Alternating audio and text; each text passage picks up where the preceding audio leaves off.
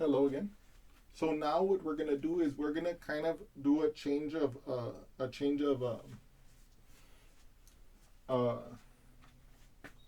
a kind of like alternate consideration. Okay. Some of you who might have noticed in our introductory discussion might have realized, okay, David, when you described the cylindrical shell method, you said that it would be ideal for situations like this one, where the the object had that cylindrical symmetry about the axis of rotation, where if for any given distance from the axis of rotation, the that sheet, if we want to think of it that way, would be uniformly high. The height given, of course, by the f of x, whatever it is, right? So of course this fit the bill for that, and it was very nice to integrate. I mean, it was very nice to find the volume using the cylindrical shells approach. But I don't want to lose the opportunity of this opportunity. I don't want to lose the possibility of using this as a demonstration of the same example, as a demonstration of how we could have done it a different way, even if maybe that other way is more complicated. Okay. So I'm going to change this drawing a little bit here, so it's more like so I'm going to be able to make a different argument about how to do this. Okay. Again, this is not an argument about that you would calculate it this way, because I certainly wouldn't calculate it the way I'm about to show you. Okay. And the only reason why I'm going to do it this way right now is to make a point. Okay. To make a very clear point about how you can use these techniques and about their limitations, and also about and also again to show you what I meant in that example. And I guess maybe, like, if any of you guys have any like sadistic instructors, they might put an example on the test to do it both ways. Again, just as an example of not being afraid to mix up the techniques. Okay, not to mix up, but to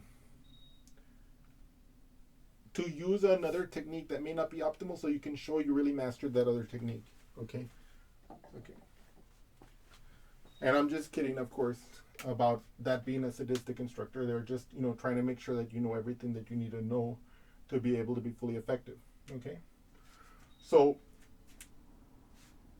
the way you could do it is by using the disk method and integrating along the y. Okay. But again, I want to make a few observations first. If you notice in this region, right, when I rotate this about this axis, I'm going to have, since this is vertical and it goes from all the way from y equals 0 to y equals 1/2, I can calculate the volume of the cylinder that would fill this void. And I can also calculate the volume of the cylinder, of the outer cylinder. And so I can calculate the volume of this bottom part without even using calculus, right? So in other words, if I think of this region that I'm going to rotate about the axis 5, I can see the bottom half of it as being an outer cylinder minus an inner cylinder, where the volume of the outer cylinder, okay,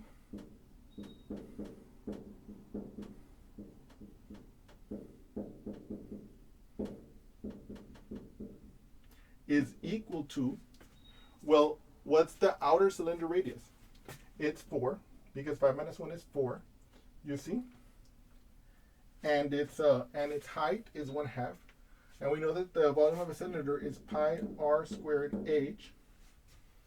So this is pi times 4 squared times 1/2, which is equal to 4 squared is 16 times 1/2 is 8, so it'll be 8 pi, right? Okay.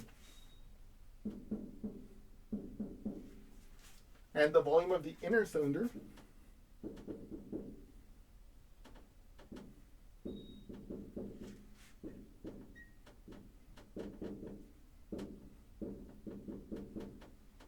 is going to be, well, you can see here the inner cylinder will be the same height, 1/2, but it'll have radius 5 minus 2, which is 3.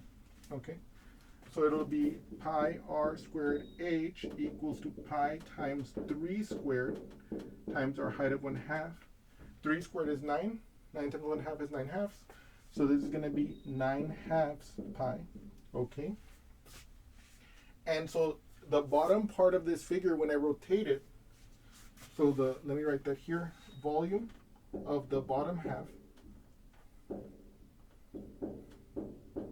will be the outer minus the inner.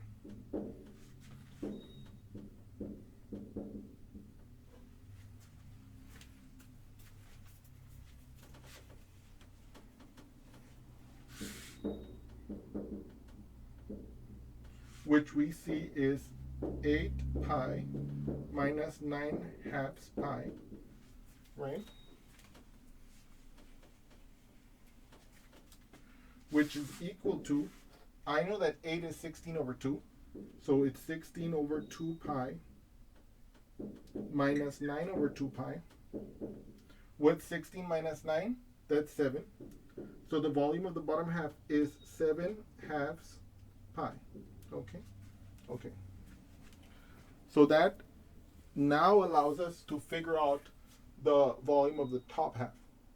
Well, I can see that the top half, I can see it as an outer cylinder minus the volume of the inner hollow that is carved out by this curve being rotated about this rotation axis, right?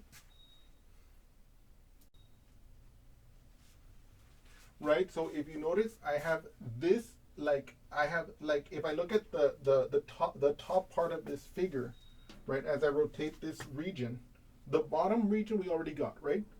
Because we looked at it as an outer cylinder minus an inner cylinder, and so we didn't need to use calculus. This top part, we can calculate the volume of the outer as a cylinder, and again, it has the same outer radius of 4, 5 minus 1 times, so pi r squared h, where the radius is 4 and where the height is 1/2. Right, so let me write that here. So the volume of the top half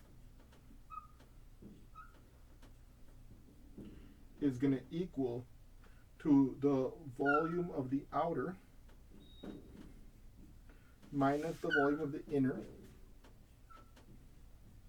And of course, the volume of the outer is going to be pi r squared h, where the r is 4 and the height is 1/2, and so we know that's going to be 8 pi, right? From what we did before, right? In other words, it's the same outer as the bottom one.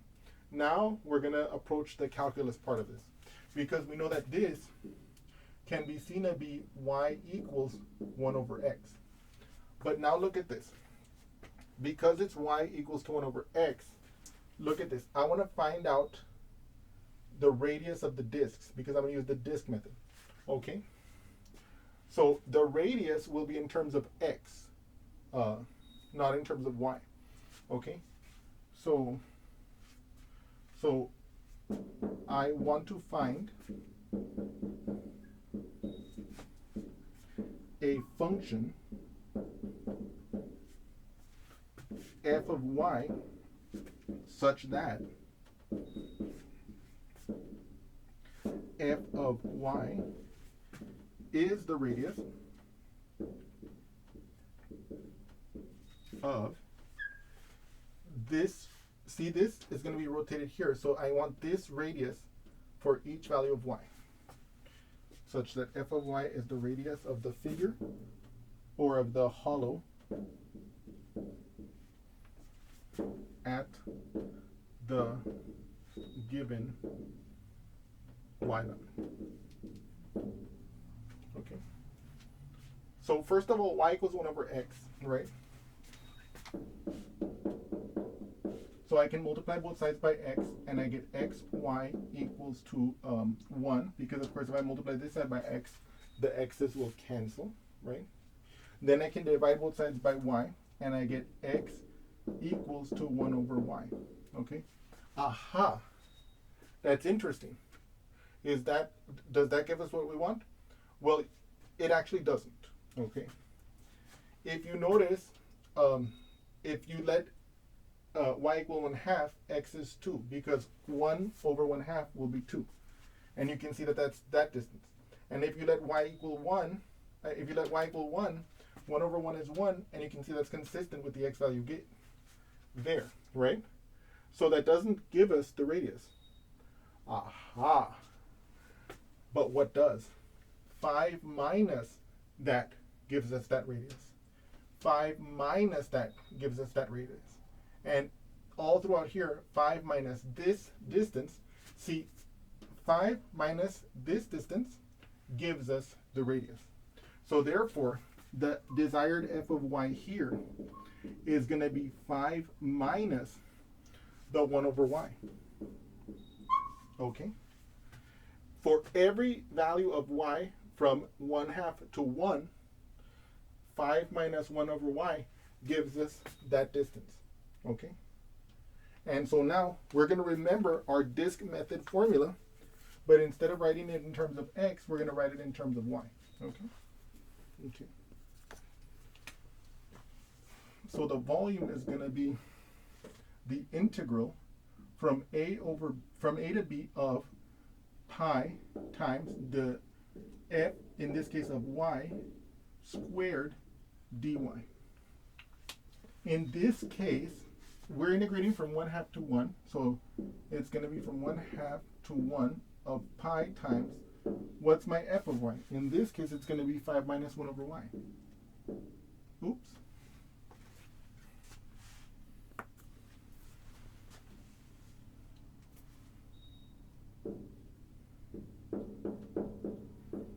That's going to be squared, and I'm going to integrate it with respect to dy. In other words, with respect to the value y. Now, I know that 5 minus 1 over y squared is equal to 5 minus 1 over y times 5 minus 1 over y. Okay? This gives us 5 times 5, that's 25. 5 times 1 over y, 5 times negative 1 over y is minus 5 over y. Negative 1 over y times 5 is minus 5 over y. Negative 1 over y times negative 1 over y is plus 1 over y squared. And so this simplifies to 25 minus 10 over y plus 1 over y squared. Or, as we can also write it, 25 minus 10 over y plus y to the negative 2. Now, I rewrote it like that because that's going to allow us to easily do the integral using the power rule. Now, here I'm going to replace this expression with that expression. Okay. So this becomes, I'm going to pull this pi out. Pi times the integral from 1/2 to 1 of 25 minus 10 over y plus y to the negative 2 dy. Okay? By the way, these kind of calculations are the kind of calculations you can do on a scratch paper or on a small board. You know, you don't want to try to do these mentally. You want to make sure you make your calculations explicit so that you can further develop your technique. Okay? Then we can rewrite this as follows. This will be pi times, open bracket, the integral of 25 dy, or we could even write, let me not do this.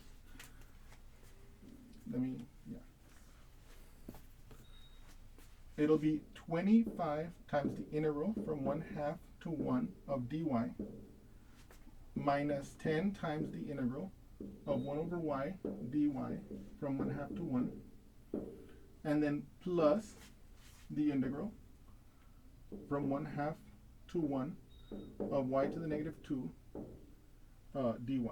Okay? Okay.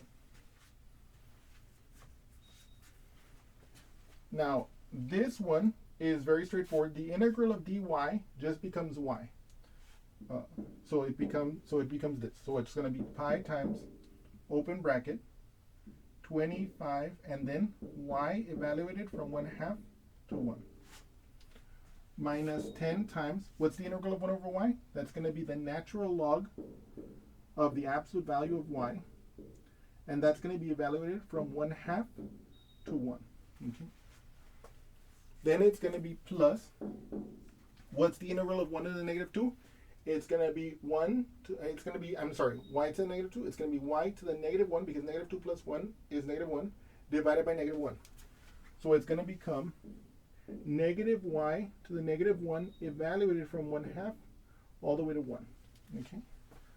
Now let's calculate those in pieces. Okay. So let me see here. Okay, so here I want to calculate 25 times y evaluated from 1 to the 1/2. So that's going to be pi times, or let me see. Okay, so that's going to be 25 times, and then here, let me open up a bracket here. Oops. It's going to be 25 times 1 minus 1/2. Because y evaluated at 1 is just 1. Y evaluated 1/2 is just 1/2. So it'll be 1 minus 1/2. Then minus 10 times. What's the ln evaluated at 1? That's going to be 0. Then minus, what's the ln evaluated at 1/2? Well, it'll be the ln of 1/2. Okay? And then plus, what's negative 1 to the 1/2? We know that that'll become negative 1 over 1. Because what's y to the negative 1? That's 1 over y. So if I'm evaluating it at 1, it's going to become 1 over 1, which is going to be, and in this case it's negative, so it's negative 1 over 1. Minus, but then this minus makes it to plus 1 over 1/2. And you can see that that's going to actually simplify to 2, and I can close the bracket there. So now the whole problem becomes simplifying this expression here. Okay, this is pi times, what's 1 minus 1/2? That's 1/2. So 25 times 1/2. Right? Well, and then I have 0 minus ln of 1/2, and it's negative 10 times that, which will be a negative times a negative is a positive. So it'll become plus 10 times the ln of 1/2. And then here, negative 1 plus, well, 1 over 1/2 is 2. Negative 1 plus 2 is plus 1, like this. Look at this. This is 25 halves pi. This is 21 halves plus 2 halves, which will be 27 halves. So I'm going to have 27 halves times, I'm going to have 27 halves because of these two, plus 10 ln of 1/2. All of that times pi, okay? Like this, okay? Pi times 27 halves plus 10 ln of 1/2. So our volume of our top half will be the volume of the outer, which is 8 pi, minus the volume of the inner, which is that monstrosity, which is pi times 27 over 2 plus 10 ln of 1/2. Okay. So now I'm going to simplify both of these results, and I'm going to combine them. Okay? Stand by, please. So what I'm going to finish doing is this volume of the top half, which we saw was 8 pi minus pi times the 27 over 2 plus the 10 ln of 1/2. Okay. First things first, I can pull a pi out of the whole thing. So this becomes the pi times 8 minus, and then this whole expression, 27 over 2 plus the 10 ln of 1 over 2, like this. And then like this. Then I know that this negative will distribute in here, so it'll become pi times, let's say 8, I can rewrite it as 16 divided by 2, right? Because 16 divided by 2 is 8. So 16 over 2 minus 27 over 2, and then this negative also distributes here, minus 10 ln of 1/2. Okay? Okay. What is 16 over 2 minus 27 over 2? Well, I can see that 16, okay, let me show you here. So first of all, 27 minus 16, what is that? 7 minus 6 is 1, 2 minus 1 is 1. And you can see that 16 minus 27, the negative 27 has the larger absolute value. So the result of that will be a negative value, the result of this subtraction. And in fact, it'll be negative 11 over 2, right? So here, you can see that this will be pi times negative 11 over 2 minus 10 times the ln of 1/2. Okay, so this is the volume. We have now gotten the volume of the top, okay? So now what we're going to do is we're going to add it to the volume of the bottom. So the volume of the top half plus the volume of the bottom, okay, will be equal to pi times negative 11 over 2 minus 10 ln of 1/2 plus 7/2 pi. Aha. Let me see here. What is negative 11/2 plus 7/2? Well, first of all, let's distribute the pi. Negative 11 over 2 pi. Negative 11 over 2 pi minus 10 ln of 1/2 plus 7/2 pi. Okay. Okay. And here's the pi. 10. Right? And then negative 11/2 plus 7/2, that's going to be negative 4/2, so negative 2 pi. Or let me write that in steps. Negative 4/2 pi minus 10 pi ln of 1/2, right? And then, of course, the 4 over 2 simplifies to 2. So I get negative 2 pi minus 10 pi ln of 1/2, right? And then, stand by. Now here, what I want you to notice is that I can, well, one of the first things I'm going to do is I'm going to pull out a 2 pi out of this, okay? So I'm going to get, in fact, I'll pull out a negative 2 pi. Let me see here. Yeah. No, I'm going to pull out a 2 pi. So I'm going to have 2 pi times negative 1 minus 5 ln of 1/2. Okay? And now here, I want to remind you of an important fact. I know that if I have n ln of x, okay, this is equal to the ln of x to the n power. In particular, for example, if I have negative 5 ln to the 1/2, I can see this as 5 times negative ln of 1/2, right? Like this. That's actually a negative 1 in front of the ln, of course, right? So I can raise the 1/2 to the negative 1 power. This becomes 5 times ln of 1/2 raised to the negative 1 power. Now we know that x to the negative n is equal to 1 over x to the positive n. And so therefore, if I have 1/2 raised to the negative 1 power, that is equal to 1/2.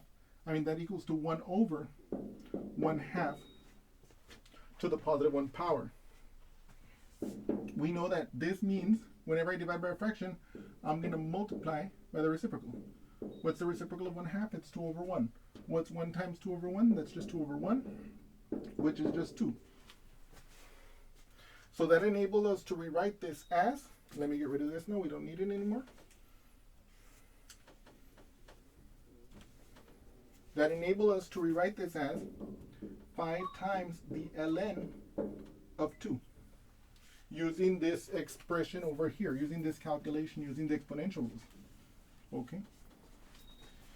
And so then I can replace this expression, the negative 5 ln of 1/2, with 5 ln of 2. Okay, so this calculation, I'm going to continue it up here. Let me put a little arrow. So this can be rewritten as 2 pi times negative 1 plus 5 ln of 2